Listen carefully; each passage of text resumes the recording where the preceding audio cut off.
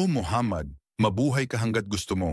Mahalin mo kung sino man ang nais mo sapagkat ikaw ay mamamatay. Gawin mo ang anumang nais mo sapagkat ikaw ay pagbabayaran para dito. Tandaan mo na ang dangal ng mananampalataya ay ang kanyang pagdarasal sa gabi at ang kanyang karangalan ay ang pagiging malaya sa mga tao. Ipinapakita ng mga tiyak na salitang ito ang pagkatao at kababaang loob ng mga tao. Ni Muhammad kapayapaan nawa sa kanya sa pagsabi sa atin ng eksaktong sinabihan siya. Siya ay nabubuhay, nagmamahal at namamatay. Hindi niya kailanman inangkin na siya ay banal. Hindi niya kailanman hiniling sa mga tao na sambahin siya. Sa kabila ng kanyang kapangyarihan at estado, siya ay mapagkumbaba at ginabayan niya ang mga tao na sambahin ang kanilang Panginoon lamang. Sinagot ni Muhammad ang lahat ng mga tanong tungkol sa pag-iral, pinagmulan ng pag-iral, layunin ng pag-iral, kung ano ang mangyayari pagkatapos ng kamatayan, paghuhukom at gantimpala o parusa.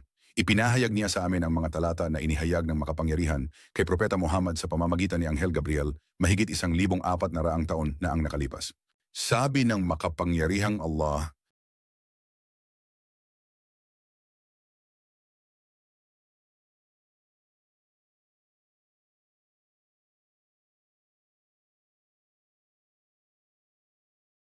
sa ngalan ng Allah, ang pinakamahabagin, ang pinakamaawain.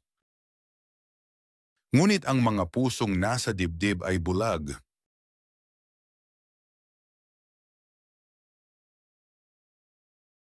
Katotohanan. Ang tagapaglikha ay ang katotohanan.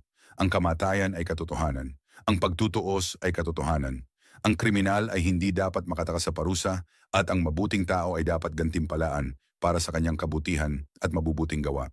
Kung may magtatanong kung sino ang tunay na Diyos, mayroong iba't ibang Diyos na sinasamba ng mga tao. Sinasagot namin, maniwala sa isang Diyos na ang kanyang mga tagasunod ay hindi nag-uugnay ng katangiang pantao o hayop. Mga katangiang hayop ang lumikha kay Muhammad at Jesus, sumaka nila nawa ang kapayapaan at ang lumikha kay Buddha.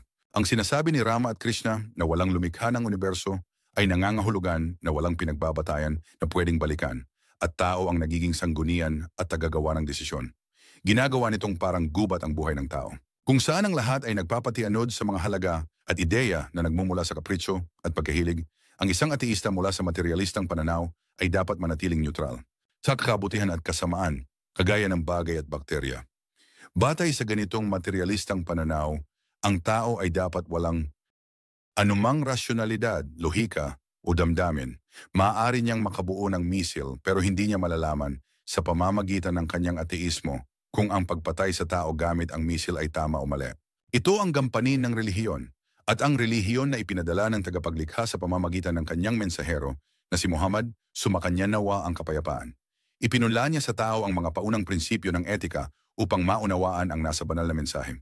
Habang sinasabi mong hindi mo kailangan ang tagapaglikha, ikaw ang unang tumatawag sa kanya para sa tulong kapag kailangan ka namin. Walang kakayahan ang makalupang pamamaraan na tulungan ka. Kailangang bumaling ang mga tao sa lumikha at hindi sa mga propetang ipinadala ng lumikha. Ang mga tao ay magkakaiba-iba at maraming relihiyong gawa ng tao dahil sumasamba ang mga tao sa mga nilalang maliban sa lumikha. Sinasabi ng makapangyarihang Allah, kung tawagin mo sila, hindi nila naririnig ang iyong panalangin. At kung maririnig man nila, hindi sila tutugon sa iyo.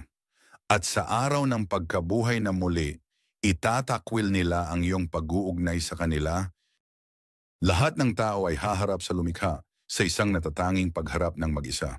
At lahat sila ay pupunta sa kanya sa araw ng pagkabuhay na mag-uli ng mag-isa. Siya ay si Allah, ang tagapaglikha na iisa. Wala siyang kasosyo o anak. Nilalang niya si Jesus ng walang ama, katulad ng paglikha niya kay Adan ng walang ama, at hindi siya nag-iisa. Nililikha niya, hindi siya nanganganak at hindi rin siya ipinanganak.